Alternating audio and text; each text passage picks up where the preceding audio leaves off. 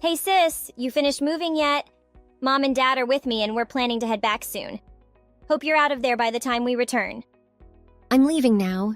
Just a few unpacking left. What, you're still there? Come on, hurry up. We deliberately went on this trip, thinking you'd be gone before we came back. It's been 3 days already. Are you stalling for some souvenir or something before you finally leave? No, I'm not. Frankly, I don't even consider myself a part of this family anymore.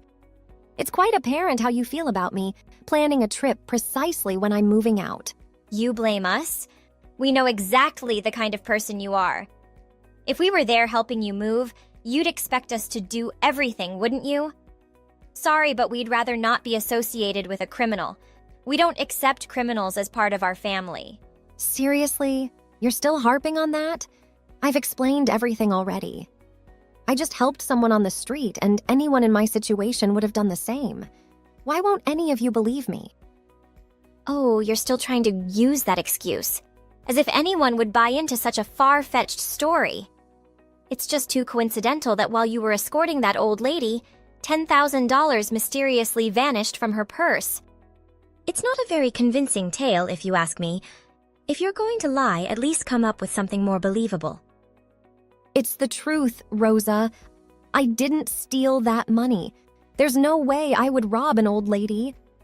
I was simply at the wrong place at the wrong time. She's overly suspicious of everyone because she was previously robbed. Naturally, she'd point fingers at a stranger who offered help. But none of you seem to care about what I say or defend me. Do you know how hurtful that is? I'm your family, for crying out loud. The reason everyone, including the old lady, suspects you is because you are the one responsible. No one wants to defend a criminal, and frankly, at this point, no one believes a word you say. So why not just own up to your actions and tell the truth? Maybe if you apologize, we might consider forgiving you. How many times do I have to say it? I didn't do it. Why won't any of you believe me? This is beyond ridiculous. It's not about believing you, but rather your actions speak for themselves. Remember back in middle school when you were a delinquent, smoking and causing trouble?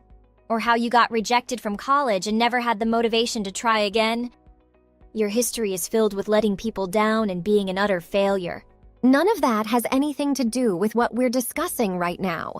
Instead of standing up for a family member in need, you choose to kick me out? That's not how a family should treat each other. I thought you'd always have my back. We've known each other our whole lives.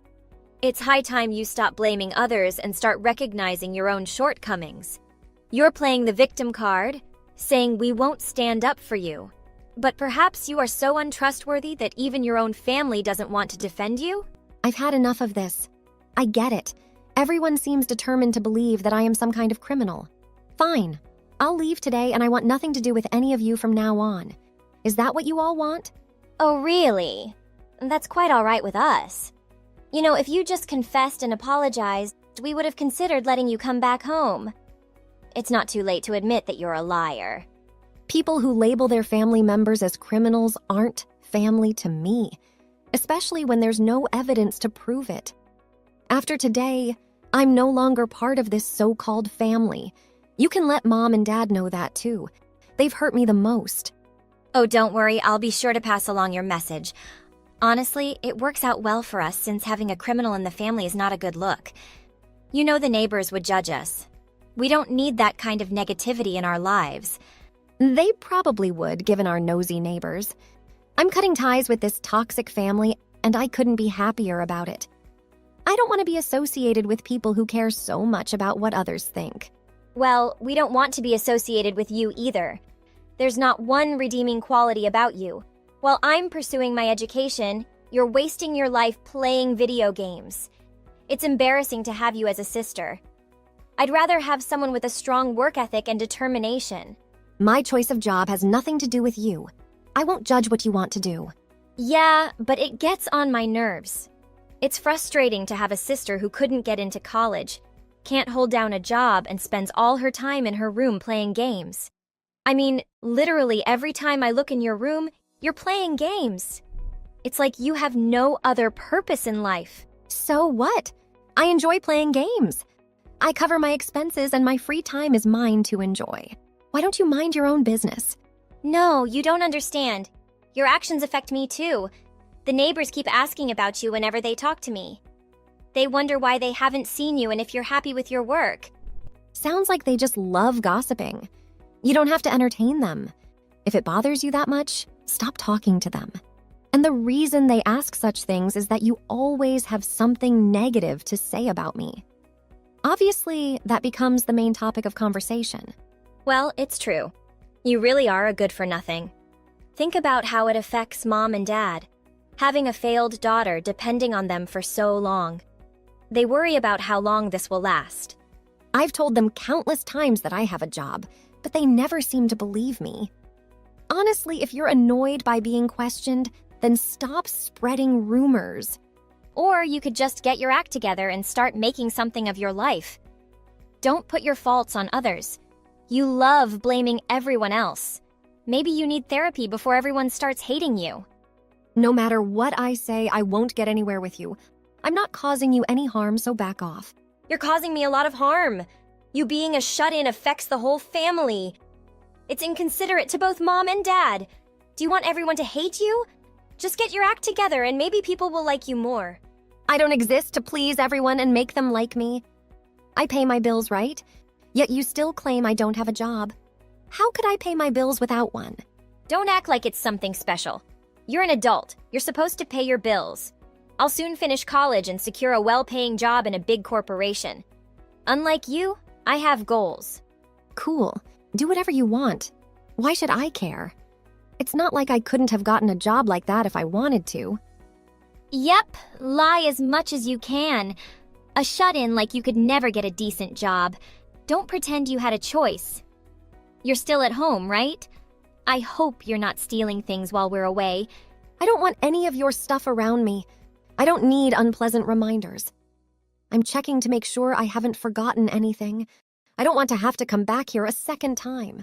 Okay, fine with me. Please check every corner. We don't want a criminal coming back after we've worked hard to get you to leave. I don't want to see your faces either. I'm checking everywhere possible. And I won't be sharing my new address with any of you. Don't try to find me. Trust me, no one's interested in where you go after you leave. Just how delusional are you? We had enough of you the moment you became a criminal. Mom and Dad only have eyes for me now. They don't waste their attention on you. That's nothing new.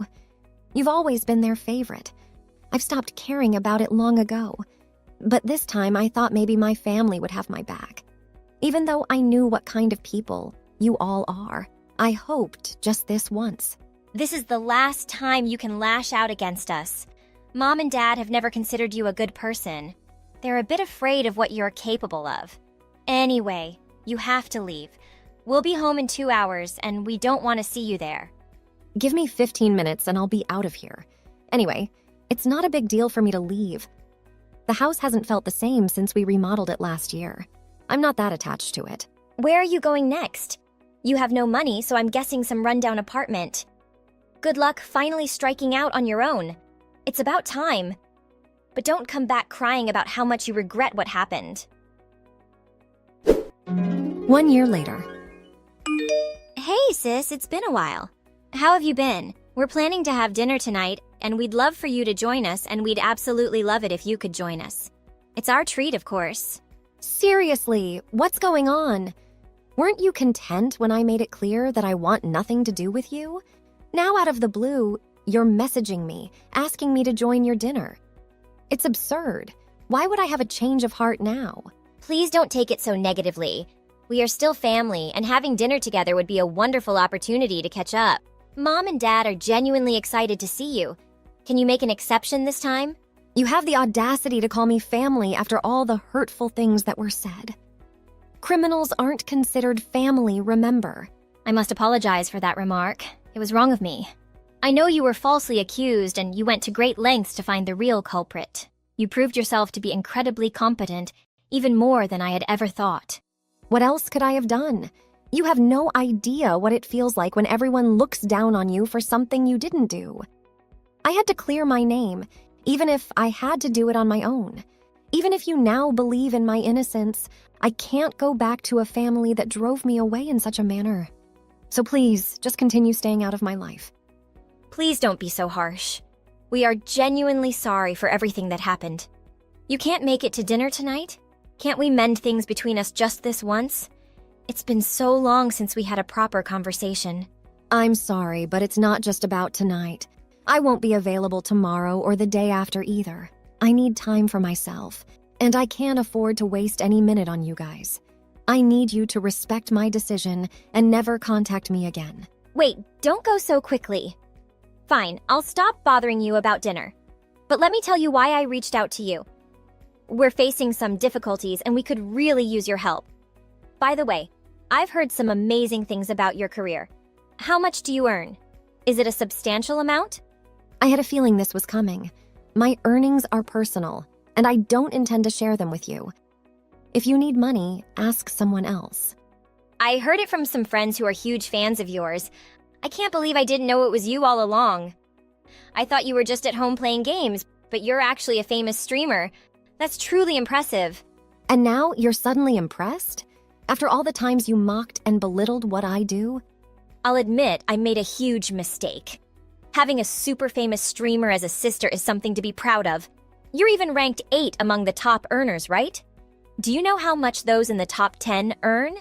It's incredible. You seem quite enthusiastic about this, but I can't help but wonder about your intentions. I've already cut ties with you. It doesn't matter to you whether I earn a substantial amount or not. Huh? I said I was sorry for what happened in the past. Now that we know the kind of person you truly are, Mom, Dad, and I all sincerely want to bring you back into the family fold. You've earned our respect, and we genuinely want to take care of you. Please consider coming back home. Firstly, I have no desire to return home. Secondly, I was dead serious about severing ties. Leaving home was the best decision I ever made, and I now live in a comfortable high-rise apartment, free from criticism and judgment. Wait, we really need you back. It's an urgent situation. Huh? You need my help now? Weren't you relieved to get rid of me before? The family is facing some serious difficulties and... I know what's going on. Let's start with the living expenses, which are already a burden. However, the major concern is the huge loan from last year's remodeling. On top of that, there's the loan for the car. And let's not forget your college tuition. Do you expect me to foot all those bills? Your gaming, shut-in, so-called good-for-nothing sister. Oh my God. You didn't think it was worth mentioning when you were thrown out. Mom and Dad thought you'd continue paying. No way! I won't be giving money to people who kicked me out of my own home. Sure, Dad's pay cuts were manageable, and I did contribute a little, but it's not my responsibility. I don't even live there anymore, and it was never my duty to cover your expenses. I'm sorry. We really need your help, sis. We can't pay the bills and they've taken away the car. Can you imagine how difficult it is? That's not good. If you can't afford the car, it's hard to imagine you can keep up with the house payments. I'm guessing you'll end up selling it. And as for your dreams of graduating, it looks like they're slipping away. Please, take this seriously. If we lose the house, we'll have nowhere to go. We have no savings left. Please, just help us avoid selling it. I know we were cruel to you, but this is a dire situation. I'm sorry, but I can't assist you with this. It's your house, your problem. You'll have to manage with Dad's earnings. Cut back on unnecessary expenses and try to make ends meet. Dad's money covers my tuition and our living expenses. I started part-time jobs, but it's still not enough. Selling the house seems inevitable.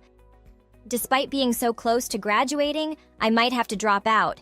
And that breaks my heart because I've worked incredibly hard to get this far. That's a tough situation. But remember what you said about not wanting to fail like your big sis? Perhaps it's time to reconsider that statement. I'm sorry. Please find it in your heart to forgive me. I don't want to give up on my dreams because of financial constraints. Do you know how hard I've worked? I'm even job hunting now. It's my top priority. You have indeed worked hard up until now. I suppose you'll have to put even more effort into your job and find ways to earn more money. Or perhaps consider moving to a more affordable apartment. You don't necessarily need that fancy house to focus on your studies. No, that's terrible. Besides, selling the house won't solve everything. We'd end up in debt, and I can't imagine living a life burdened by constant debt. Well, you reap what you sow. Good luck trying to recover from the financial strain. And just so you know, since you were curious about my earnings, I probably make more in a month than all of you combined can scrape together in a year. So think about that while you toil away every day. You don't have to rub it in. Please, big sis, just this once, help us out. We'll work hard and pay you back, I promise. We're only asking for this one favor. Let me think about it. Nope. What? Even after begging so much? Your family is suffering and you're going to sit back and watch? Okay, let me reconsider. Nope. Even if I were to give you the money, there's no guarantee you'd pay me back. I know your nature well enough to suspect you'd conveniently forget about the debt, considering how much I earn. I know who you are, sis, so my answer remains no. I can't believe you'd say that. We're family, right? How can you think of us this way? That sounds quite familiar. If I recall correctly, I said something similar when you were kicking me out. My words didn't mean much to you then. I have no reason to help any of you. Deal with your troubles yourselves. Oh, come on. I'm so sorry. We shouldn't have treated you that way. Please don't do this. I want to finish school and not let my dreams slip away.